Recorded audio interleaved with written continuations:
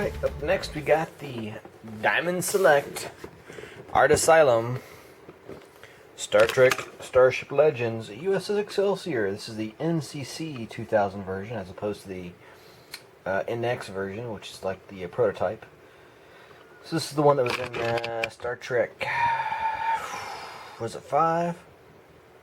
5 or 6? The good one out of the two. The other one with the, this is from the Undiscovered Country. The other one kind of sucked with the whole Kirk found God, but not in the traditional sense. Anyhow, yeah, pretty cool ship. Now I've already got the Enterprise B, which is the same basic hull. Some stuff's a little bit different about it. But this guy looks pretty cool. Has all these sound effects and everything on there. It looks sharp in the box. The paint looks good on here so far. I haven't read about any goof-ups with the decaling, tempoing, paint job like I have with the other ones, so maybe this one's okay. I don't know. So I haven't taken it out of the box yet at all. So I'm going to take it out of the box, play with it for a minute, and then we're going to rock and roll, and I'll let you guys check it out.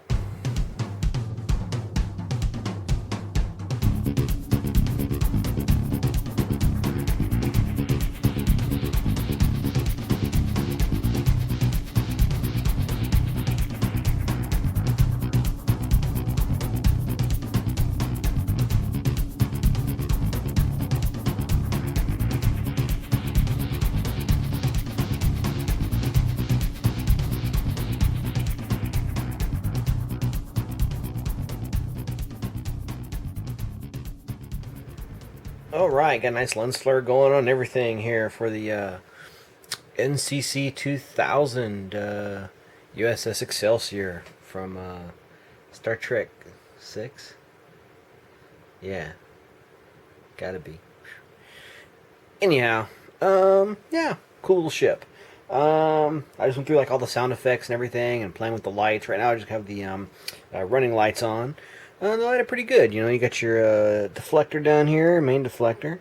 I love I got that nice, my Abrams lens going on. You have the, I'll show it on the other side. But you have the impulse engines up here. You got nice and red. Warp nacelles are lit up fairly well. I'll pass on over to the starboard side, where we can see the impulse crystal domes lit up. This looks pretty cool. In no way is it like movie accurate, but just the fact that it lights up is cool. You know, I wish that the torpedo launchers would light up, and I know these things had flashing formation lights. I know they did. I mean, they put them on the good old classic one, but they didn't. They just kind of skimped on these. They just give you one circuit, and that's it. So, I guess that's what models are for. I did a couple of spots of paint that were, well, I'm going to click my lights on here and let the camera adjust. Camera's going, no! Okay. But on the underside here, I got a little spot right there. If you can't see it well in this, then you'll be able to see it in the pictures, because I took a nice photograph of it. There we go. Right there. I don't know what that is. I don't know what happened there, but something bad happened. I don't know. Kind of funky. No, there's that, and then like the whole battery door situation. Like the, you can see that lip is not nice and lit up now, highlighted and everything. Basically, you unscrew the screw, and this like slides out because there's detail up inside there. You can kind of see it, right? So the whole section slides out, and then the battery is on, for lack of a better term, a shuttle. Right, a little tray, cartridge kind of thing. There's like 3 AAA batteries, and they slide inside there and hit the contacts. But there's like no mechanism to make this go in there, and it should be flush, as far as I know. But yeah, it looks like it's got all the windows on it. I mean, they've always been doing this. If you look closely at any of the doggone ships, it's like each section that goes around the saucer is like one tampo or whatever, and they try to meet them up, but when they do the overlap, it makes this darker blobby looking section right there.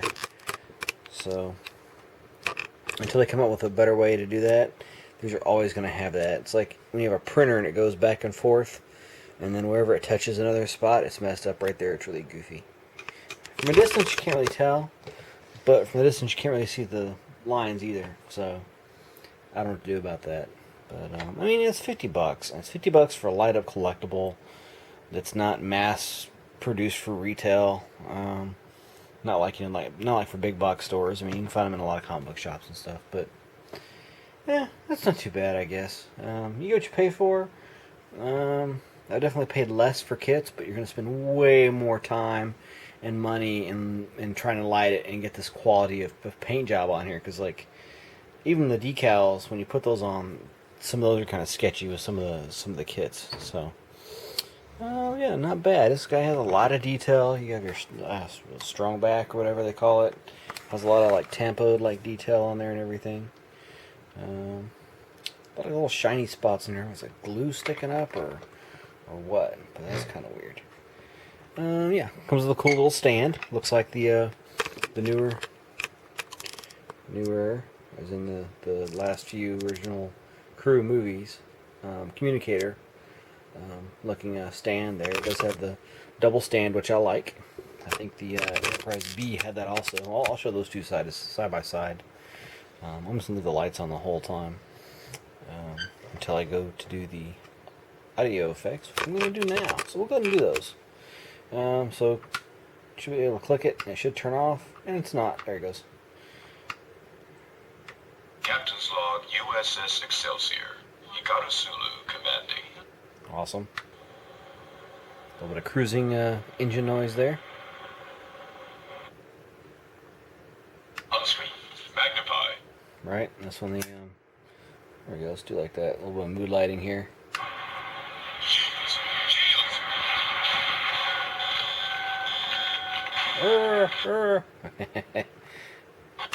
Oop. Don't tell me there was any meeting in the shower. Dome. Engage.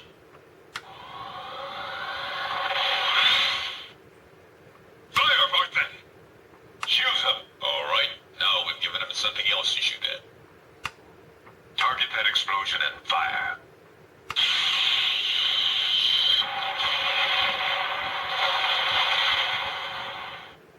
Nice to see you in action one more time, Captain Kirk.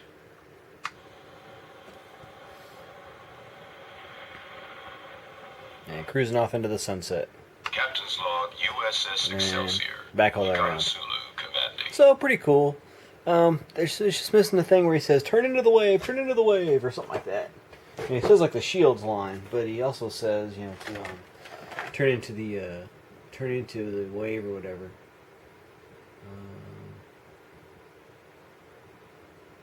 Yeah, pretty cool. Has a lot of stuff on there, a lot of verbiage, which is nice. So it's cool. I mean, I don't know. It's kind of like, you know, the classic one and the A and the refit are my favorites probably, with the J.J. Abrams coming in there somewhere. And those are the three I have on display, which I'm going to show you my embarrassingly cluttered display. But I got those three kind of grouped together really tight. And I got some small, the Johnny Lightning ones underneath. But this is cool. Yeah, I was always a big fan of the Excelsior, especially after this movie. I thought it was a cool ship design when we saw it in was it Star Trek 4 when it's coming after him, or was it 3? Maybe it was 3. Star Trek 3, where you know, they're like, yeah, she's got transwarp drive, and Scotty's all like, aye, and if my grandmother had wheels, she'd be a wagon. Which I love that. Well, that's kind of cool. So for this one, you know, just for me, for out of nostalgia, I'm going to give it a 9. I'm going to give it a pass on some of the paint. The only thing I'm going to hit it on is that paint on the underside. Has all the voice and lights that I expect. It'd be nice to have more, but, you know, I've kind of come to understand the standard that Diamond Select has set for these ships, so I'll give it a 9. It says everything I want it to say. It lights up everywhere I want it to light, with the exception of the photon torpedo bays, but that's okay. So just half point off for the paint, half point off for the doggone battery compartment, which I'm kind of baffled by, but I don't know. Kind of feeling a little generous with this one. So I'll break out the Enterprise B and we'll kind of compare the holes. Alright, so here's the B, and right off the bat, the first thing you're going to notice, more than likely, is the top of the saucer. Now they're roughly the same size, or they are the same size, but you can see like this section is about the same as this one over here. Just this has some little fins sticking up. The crystal domes and this area is a little bit different. The area around the bridge is different. Alright, other than that, the rest of the saucer is about the same.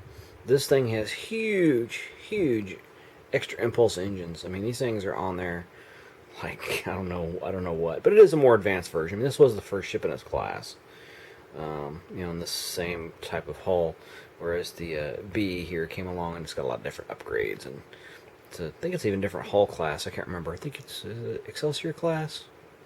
I don't remember. I'll look it up. I know like sometimes they'll do small changes like this and it still will look like it should be the same hull class, but it's not. The strong back and all that's about the same. Now the fins on here are not on the Excelsior. The Excelsior doesn't have the little top tail fins either on the tail. Let me turn this one around. Now you can really see those engines going. She's got amber lights in the center and red on the sides, which is pretty cool on the impulse engines there. You can see like she's got 1, 2, 3 fins on this thing, and I don't know. I mean, is there that much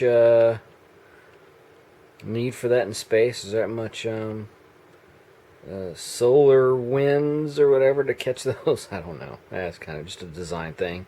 And she's got them on the bottom down here. And then the other big obvious difference is the secondary hull.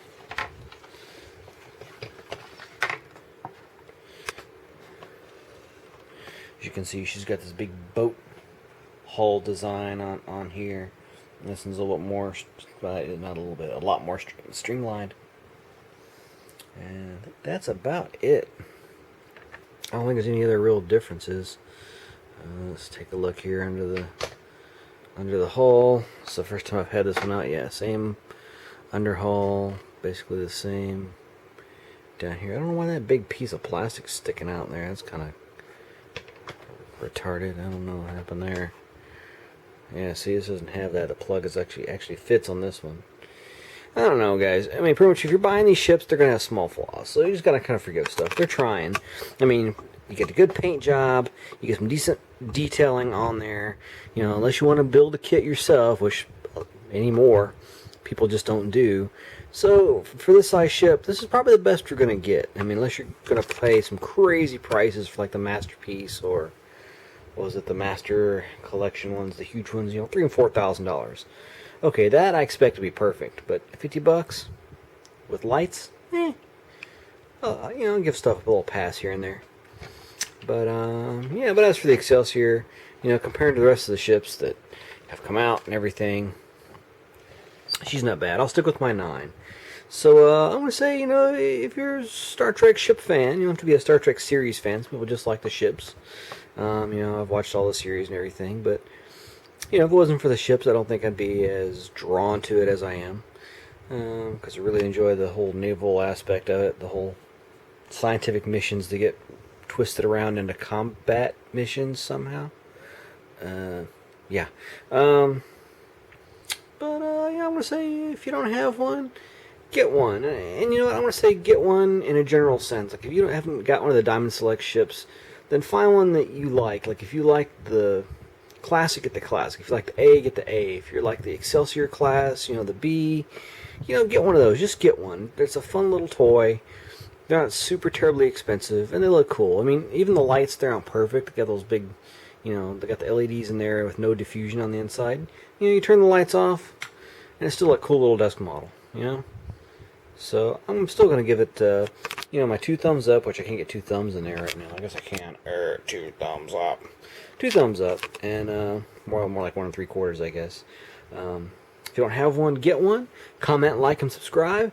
And like I always say, keep playing with your toys.